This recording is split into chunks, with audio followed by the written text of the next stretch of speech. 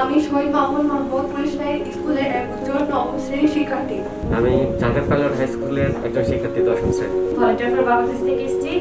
আমি মোহাম্মদ রুহুল আমিন, 4 নম্বর ward councillor, Rajshahi city corporation Rajshahi. 2016 সালে এইরকম একটা রুমের মধ্য থেকে এই ইনিশিয়েটিভটা যাত্রা শুরু করে।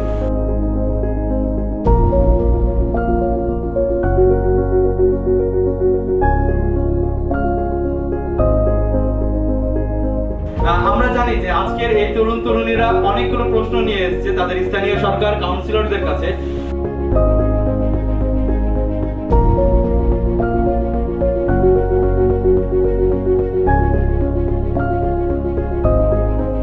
রাজশাহী সিটি কর্পোরেশনের মাননীয় কাউন্সিলর মহোদয়ের কাছে আমার প্রশ্ন হলো,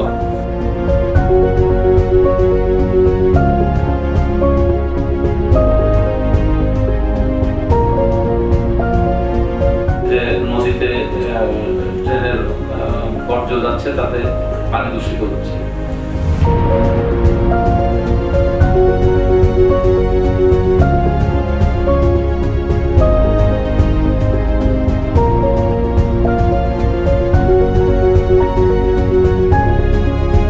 তো সবাইকে ধন্যবাদ জানাই।